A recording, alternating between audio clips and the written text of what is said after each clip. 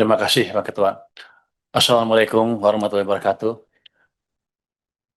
Yang kami hormati Ketua dan Wakil Ketua Komisi 11 DPR RI, Bapak dan Ibu anggota Komisi 11 DPR RI, Bapak Menteri Perencanaan Pembangunan Nasional, Ketua Bappenas, Bapak Gubernur Bank Indonesia, dan Ibu Ketua Dewan Komisioner Otoritas Jasa Keuangan.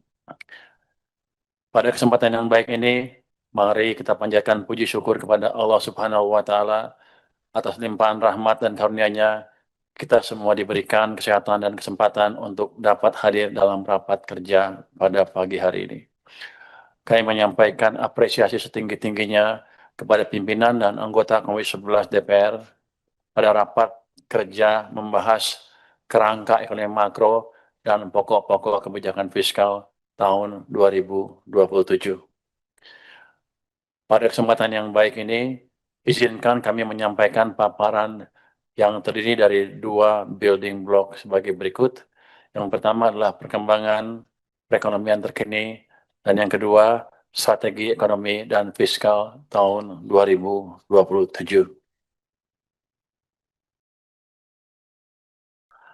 Apabila kita cermati, perkembangan perekonomian global masih dibayangi ketidakpastian, namun tekanannya mulai menurun. Hal itu ditunjukkan beberapa indikator volatilitas dan ketidakpastian pasar yang mulai mereda. Di tengah perekonomian global yang sangat menantang, kinerja ekonomi Indonesia masih solid. Pertumbuhan ekonomi berada pada level tinggi dan inflasi terjaga pada level yang relatif rendah. Namun perkembangan kebijakan moneter terutama dari AS terus kita cermati ke depannya. Kita juga patut bersyukur di tengah ketidakpastian global saat ini, ekonomi Indonesia tetap menunjukkan resiliensi. Pertumbuhan ekonomi triwulan pertama 2026 tumbuh tinggi di level 5,61%, inflasi terkendali di 3,08% year on year pada Mei 2026.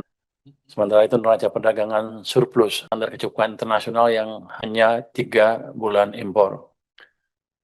Dengan demikian pula dengan kinerja sektor manufaktur, ini menunjukkan perbaikan pada bulan Mei 2026, mengindikasikan penguatan aktivitas produksi dan menjadi sinyal positif bagi keberlanjutan pertumbuhan ekonomi ke depan.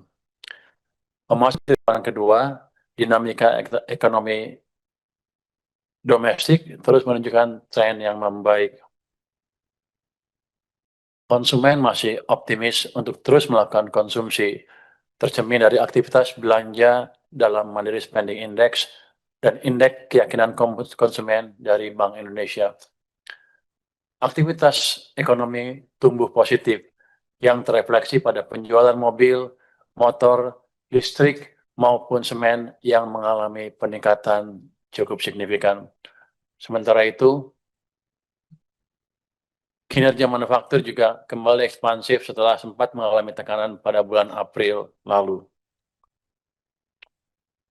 Kami juga mencermati perkembangan nilai tukar rupiah hingga awal Juni 2026 masih menghadapi tekanan, terutama dipengaruhi oleh sentimen global, kondisi risk off di pasar keuangan, serta tekanan dari transaksi berjalan dan transaksi finansial domestik. Namun demikian, pemerintah optimis dengan sinergi dan koordinasi yang lebih solid antara kebijakan fiskal, moneter, dan sektor keuangan, disertai dengan perbaikan tata kelola DHE, serta pendalaman pasar keuangan, akan memperkuat pasokan falas dalam negeri ditambah dengan perbaikan kepercayaan investor, sehingga rupiah akan kembali menguat secara bertahap pada semester 2 tahun 2026. Arus modal asing juga menunjukkan perbaikan yang signifikan pada triwulan kedua tahun 2026, terutama pada instrumen SBN dan SRBI. Meskipun pasar saham masih mencatat outflow, namun secara keseluruhan minat investor terhadap instrumen keuangan domestik masih tetap terjaga. Pemerintah bersama otoritas terkait akan terus menjaga stabilitas sektor keuangan, memperkuat koordinasi kebijakan, dan meningkatkan kepercayaan pasar agar arus modal kembali ke level harga sesuai nilai fundamentalnya. Dengan demikian, pasar modal kita dapat kembali menjadi penopang pembiayaan ekonomi nasional dan instrumen investasi yang profitable. Kami menyadari hingga saat ini perekonomian global masih bergerak sangat dinamis. Untuk itu, kebijakan fiskal senantiasa dijaga tetap responsif dan antisipatif untuk mitigasi ketidakpastian, antara lain melalui 9 kebijakan strategis. Yang pertama, menjaga stabilisasi harga BBM bersubsidi. Yang kedua, menjaga stabilisasi harga pangan. Kemudian juga menjaga pasokan energi, stok beras pada level aman. Menjaga disiplin fiskal dengan mengendalikan defisit di bawah 3% dari PDB, mendorong efisiensi dan refocusing belanja, optimalisasi pendapatan berbasis SDA, sekaligus menjaga stabilitas makro antara lain melalui pengaturan DHE dan perbaikan tata kelola ekspor SDA strategis. Kita juga memberikan paket stimulus untuk menjaga daya beli, keberlanjutan usaha, dan menopang pertumbuhan antara lain diskon tiket, bantuan pangan, insentif untuk perumahan, serta program magang dan vokasi. Kemudian kita memberikan perbaikan pola penyerapan belanja agar lebih cepat dan merata, merubah fenomena penyerapan yang semula slow low menjadi quick high, sehingga kuat menopang pertumbuhan ekonomi.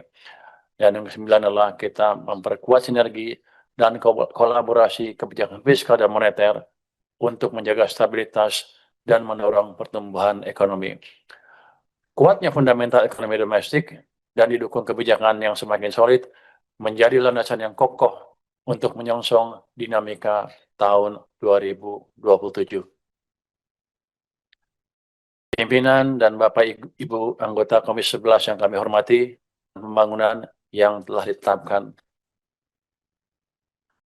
MPPKF tahun 2027 sangat spesial dan memiliki nilai sangat strategis karena untuk pertama kalinya dalam sejarah disampaikan langsung oleh Bapak Presiden. Hal ini mencerminkan kuatnya komitmen pemerintah dalam memastikan arah kebijakan ekonomi dan fiskal ke depan untuk mendorong pertumbuhan ekonomi dan peningkatan kesejahteraan masyarakat. Melalui KMPPKF tahun 2027, pemerintah memastikan sinergi kebijakan fiskal, moneter, sektor keuangan, dan danantara berjalan semakin kuat untuk mendukung agenda pembangunan. Pada saat yang sama, pemerintah terus mendorong efektivitas program perlindungan sosial serta memberikan fleksibilitas pengelolaan APBD guna mendorong kualitas layanan publik, pemerataan pembangunan, dan kesejahteraan ASN di daerah. Strategi ekonomi dan fiskal 2027 diarahkan mendorong pertumbuhan ekonomi lebih tinggi sekaligus mempercepat peningkatan kesejahteraan melalui sinergi kebijakan fiskal, moneter, sektor keuangan, serta dukungan daya ungkit investasi dari Danantara.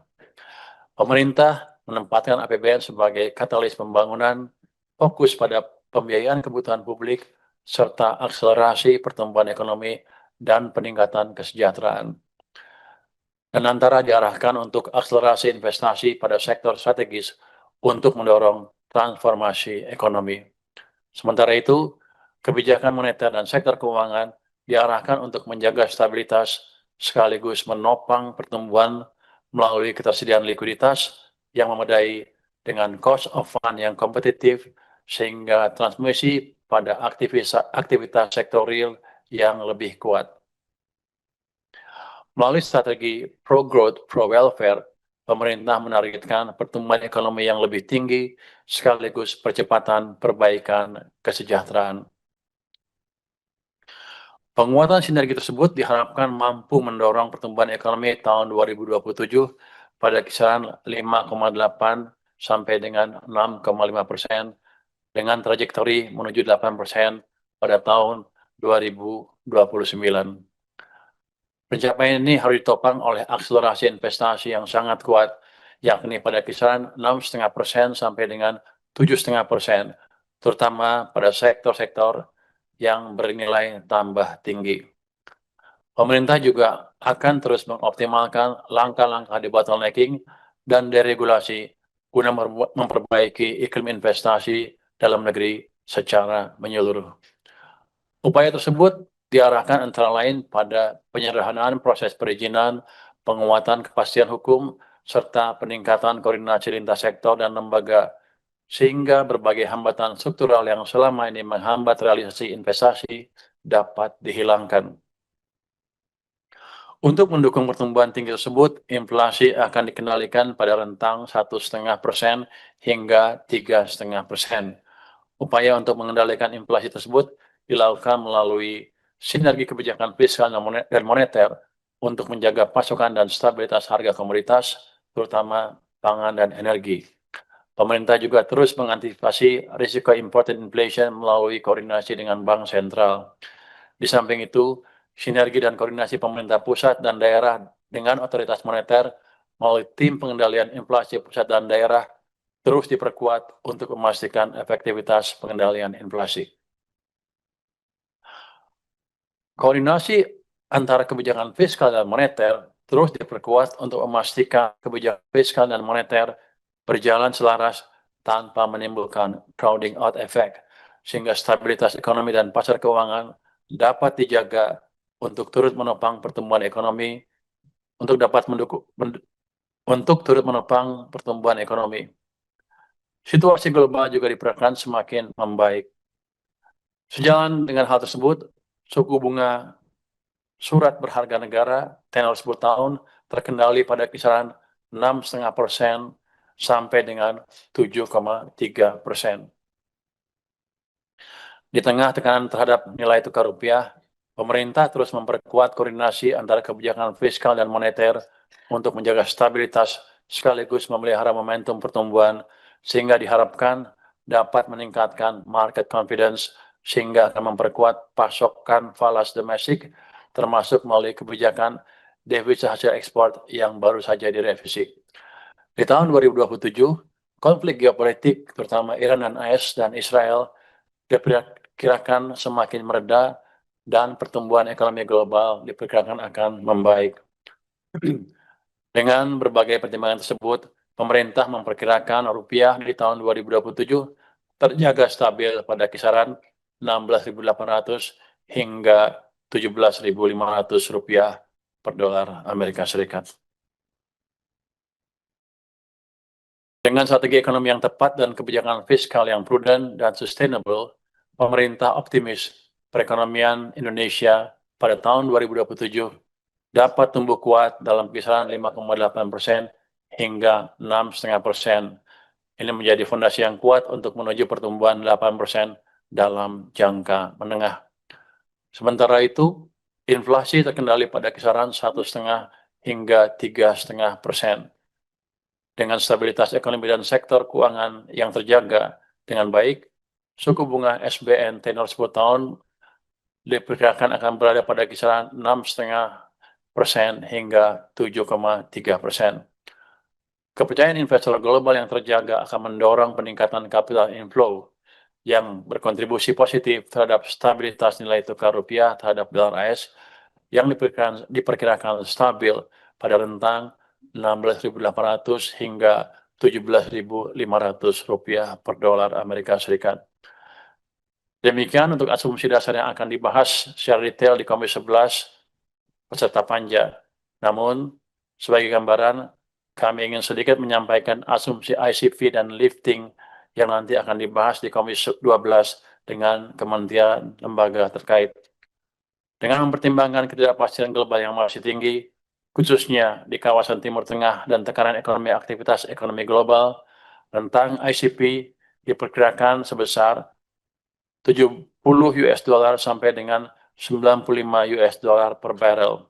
Sementara itu, lifting minyak bumi sebesar 602.000 hingga 615.000 barrel per hari dan lifting gas 934.000 hingga 977.000 barrel setara minyak per hari. Untuk itu, APBN harus dijaga tetap sehat, kredibel, dan berkelanjutan melalui upaya optimalisasi pendapatan negara dengan tetap menjaga iklim investasi, penguatan kualitas belanja, serta pengelolaan pembiayaan defisit secara inovatif, prudent, dan berkelanjutan. Sejalan dengan upaya tersebut, arsitektur kebijakan fiskal tahun 2027 didesain tetap ekspansif secara kolaboratif, terarah, dan terukur dengan defisit 1,8% hingga 2,4% terhadap PDB. Untuk mendukung hal tersebut, maka pendapatan negara diproyeksikan pada kisaran 11,82% sampai dengan 12,40% terhadap PDB. Sementara itu, belanja negara direncanakan berada pada kisaran 13,62% hingga 14,80% terhadap PDB. Demikian yang dapat kami sampaikan. Terima kasih. Kami kembalikan kepada pimpinan. Wassalamualaikum warahmatullahi wabarakatuh. Jelajahi cara baru mendapatkan informasi. Download Metro TV Extend sekarang.